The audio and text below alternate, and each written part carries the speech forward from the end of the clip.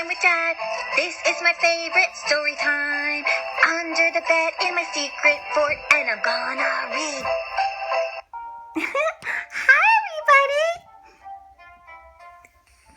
Hi, everybody. We're reading Walt Disney's Cinderella.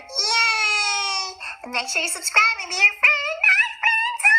Hi. Oh, once upon a time in a faraway land was a young girl named Cinderella. And she was a lonely child, and her mother died, and her father found a new wife who had 2 daughters, the same age as Cinderella. But after her father died, the stepmother was very cold and very cruel to Cinderella. The kind girl was forced to work as a servant in her own house. But Cinderella was always cheerful. One day, she was dreaming her dreams would come true and everything be okay. Her best friends were birds. Hi, Cinderella. Hi, birdie, birds. Cinderella had to cook and clean and scrub and mop the floors and throw out the trash while the other stepsisters got to play and have fun and wear pretty clothes. Lady Tremaine and her stepsisters, Drizella and Anastasia, were having fun, and while she was at the door, the stepmother was giving Anastasia and Drizzle's music lessons. La la la la la la. Cinderella knocked at the door. I warned you never to interrupt, barked Lady Tremaine. Then Cinderella showed her the letter. It was an invitation to a royal ball from a prince.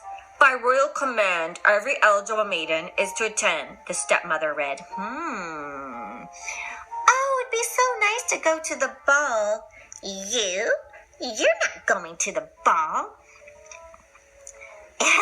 You can't go to the ball. What? Why can't I go to the ball? I see no reason why you can't go to the ball, the stepmother said in a silky voice. If you get all your work done and if you can find something suitable to wear. Oh, I will. I'll get all the work done and find something. Do you realize what you just said? Drizella asked her mother. Don't talk to me, child. Lady Tremaine had a plan. Of course, if, said the evil woman. If, Drizella interpreted. If she'll never find anything pretty to wear, she'll never finish the chores. Cinderella went up to her room in the attic and found an old dress in the trunk. Oh, this was my mother's, she told her animal friends. Isn't it pretty?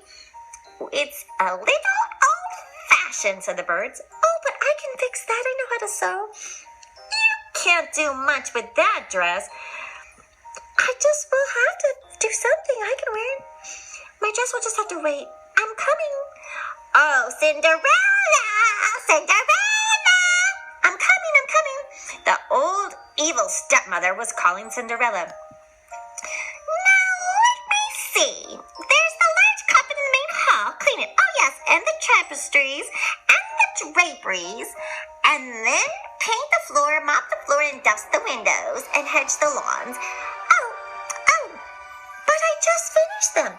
Do them again, ordered cruel stepmother, to keep Cinderella busy so that she would never have time to look for a dress and go to the ball. The plan worked. Lady Tremaine and her 2 daughters kept Cinderella so busy that the sweet girl didn't have a moment to work on her dress. Yes, and one spot there, and one spot there. Oh, poor Cindy. She'll never get to the ball. Oh, Gus, we have to help her. Yes, we're going to have to help her. We're her pals. But how? I don't know how to make a dress.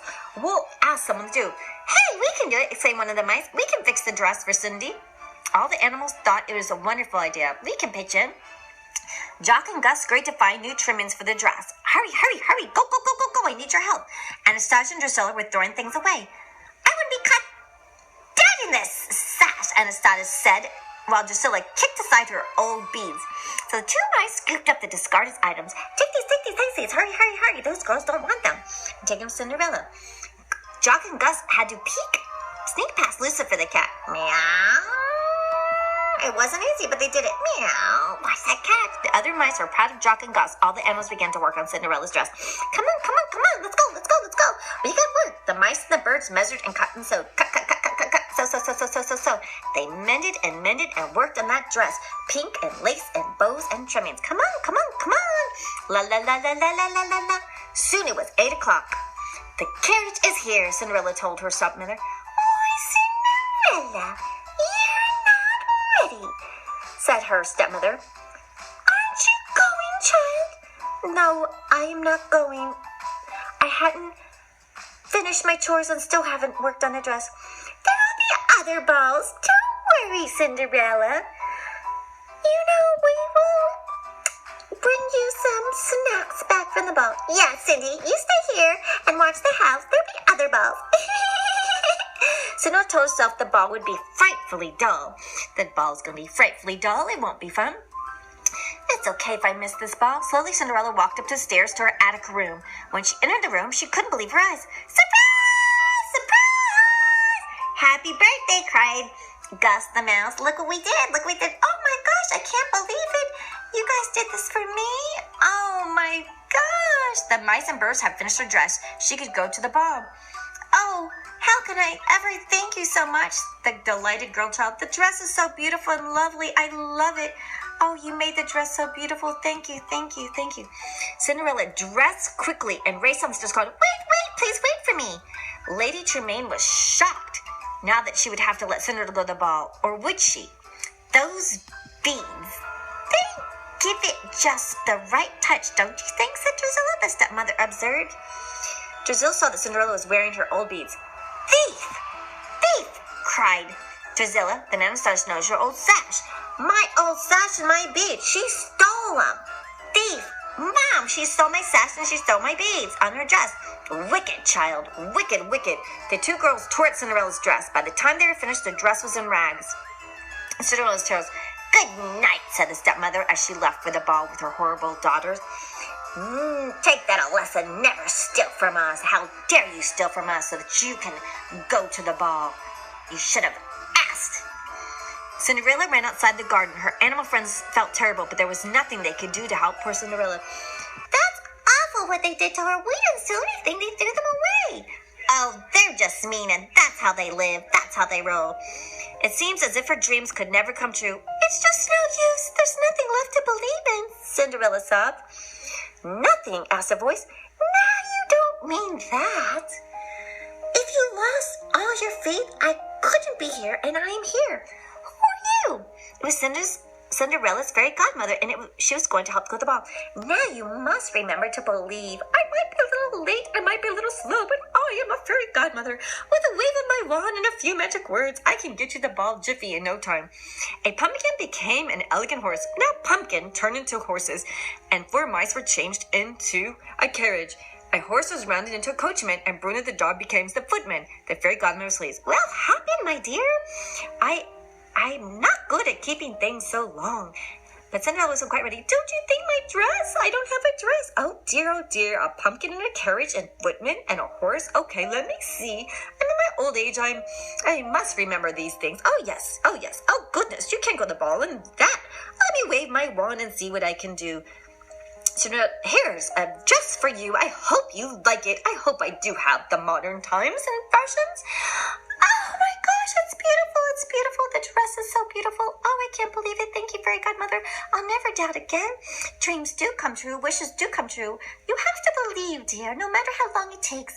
I might be rusty and slow, but I'll get you to that ball in no time. You deserve to go. You've been such a good girl with good thoughts in your heart and doing good deeds. Never let the wicked win, because look, the carriage and the horses and the dress. Cinderella was very happy as she rode to the ball, but at the castle the king was not happy. His son, the prince, had to follow him. Son, you gotta find a wife. The Grand Duke told the king that fall in love at the ball would be like a fairy tale, and it would never happen. Oh, how could I find someone at this ball? Why, this small town. Look at these women with the long tooth and like the wart on her nose and the mole on her nose, and look at her. Well, you don't have to like for looks, just like for goodness. Oh, let me see if there's someone good. The king and the Grand Duke were amazed that they watched the couple dance. It looks like the princess fall in love with Cinderella. Oh, that's Cinderella! That's her! Drusilla and Anastasia and evil Tremaine. Their mother thought there was something familiar about her, though. Look at that girl. She's winning the prince's heart. Look at them having fun. Look at them smiling. Cinderella didn't notice them. She didn't know that the handsome man she was dancing with was a prince. But she did know she was falling in love. Oh, thank you for the kind dance, sir. This is so fun and so lovely. The couple went for a walk. They laughed and talked. Time stood still. Cinderella noticed it was almost midnight. I have to go. I have to go. I promise someone I have to go at midnight. No, please don't go. Please don't go. I have to go, she apologized and ran out of the castle as fast as she could before 12 midnight. It's almost 12 midnight. The prince didn't even know her name. Wait, he called, but Cinderella couldn't wait. As she rushed down the steps of the castle, she lost one of her glass slippers. She lost her glass slipper?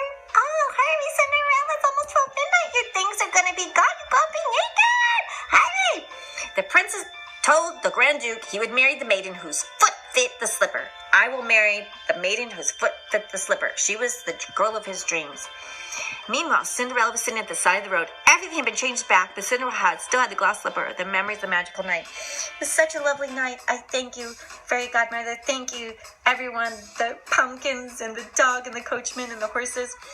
It wasn't long before the prince was looking for his mysterious maiden. The Grand Duke was going from house to house to find her. I must find her. I must find her.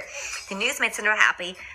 So happy for the stepmother's liking. Oh, the prince is going to find them. So the stepmother locked Cinderella in an outer room. You can't keep me in here. Please, Cinderella, don't keep me locked in here. Please don't keep me locked in here. The stepmother put the key in her pocket. Jack and Gus wanted to help. They took away the key from the stepmother. We'll get the key from her. We'll get the key.